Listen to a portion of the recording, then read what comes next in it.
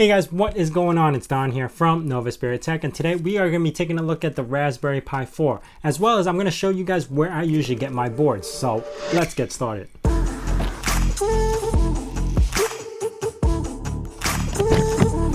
So we finally made it to microcenter, and this is the place I usually travel to pick up all my stuff, but it does take a hike to get out here, so I don't normally travel out here unless there's like a deal. So I recommend you signing up for their newsletter, which I'll leave a link in the description below. And once they have like specials where you get like either free memory sticks or $30 off or something like that, that's when I usually come. So let's check it out.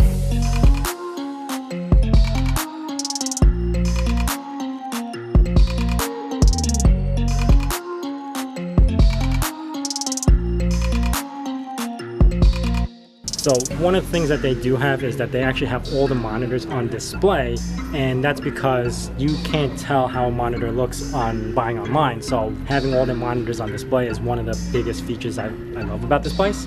They also have a really good build your own computer section and the maker section, and that's what I'm actually really here to show you.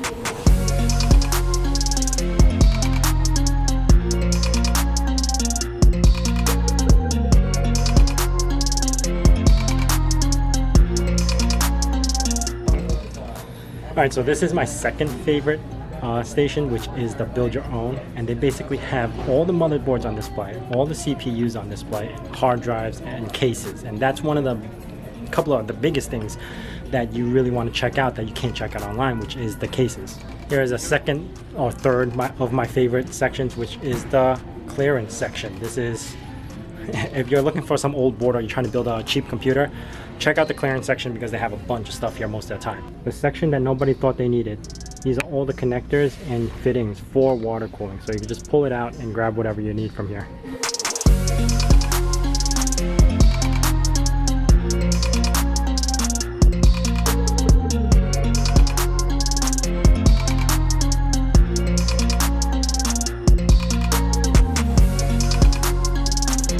So this is the new maker section for microcenter. They actually had this for I think the past year or two, and they're starting to bring a lot of like 3D printers and a bunch of like gadgets that basically for the maker community. And one of the biggest things that I like coming here for is because of the filament, because I have it readily available and you can kind of see what colors you need versus trying to figure it out online. Microcenter is actually where I usually get my boards. If you've been trying to wonder where I get my Raspberry Pis, or remember when Raspberry Pi Zero was like the hardest thing to get where it was only $5, Microcenter had them. Tinker boards as well, and also the Intel Edison. It's just where I go compared to buying it online. Seriously, when I try to buy it online from other stores, it takes me like 5 to 7 days before I could even get it, while I could just make a quick trip over to Microcenter. Well, not a quick, an hour trip to Microcenter and basically pick up everything I need. Believe me, I never leave the store without spending a lot of money. It's just my fault because they have everything here.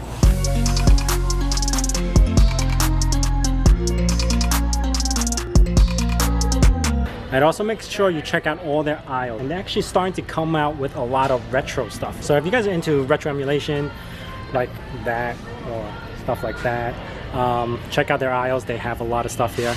And by now, you guys, if you haven't figured it out, this video is sponsored by Microcenter, and it is a company that I do believe in. You guys probably know, if you're a longtime viewer, that I shop at Microcenter and I believe in what they do. And yeah, it's just no brainer when I'm working with them in conjunction to what we're doing now. So sponsored. All right, I just ended up spending another $300 somewhat again at Microcenter, bought a new lens. But now that we're done with shopping over here, it's time to head back to the studio.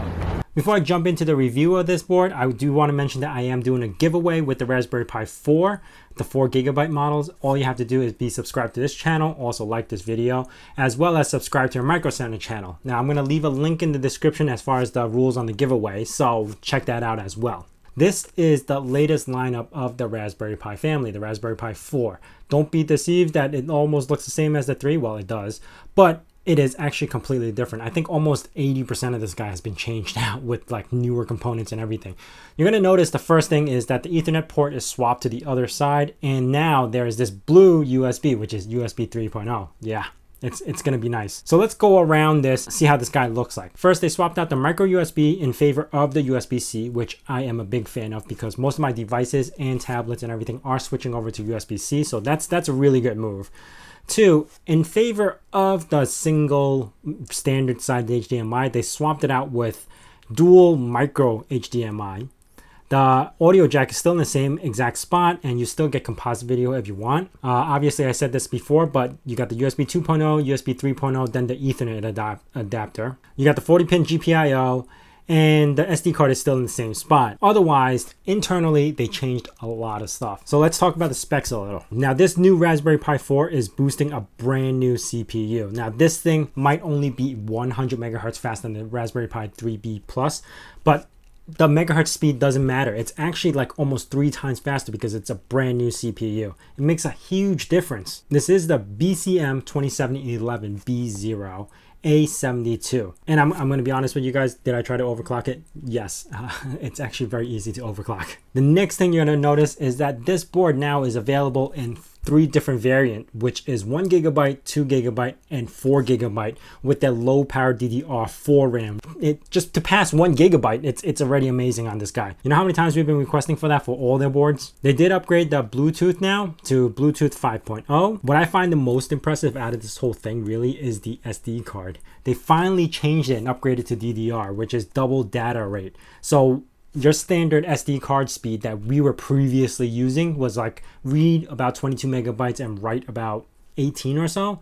This one literally or almost is double that. I was actually getting about 45 read and roughly about 28 write on the SD card side. And I'm using 32 gigabytes Samsung Evo Plus or Pro. It's one of those things, but I was getting really high read and write speed. So everything was almost instant when I was trying to pop up stuff like the terminal. You can just click on it and it pops right up. And you know, in conjunction with the new CPU, this thing runs really fast. Thermals.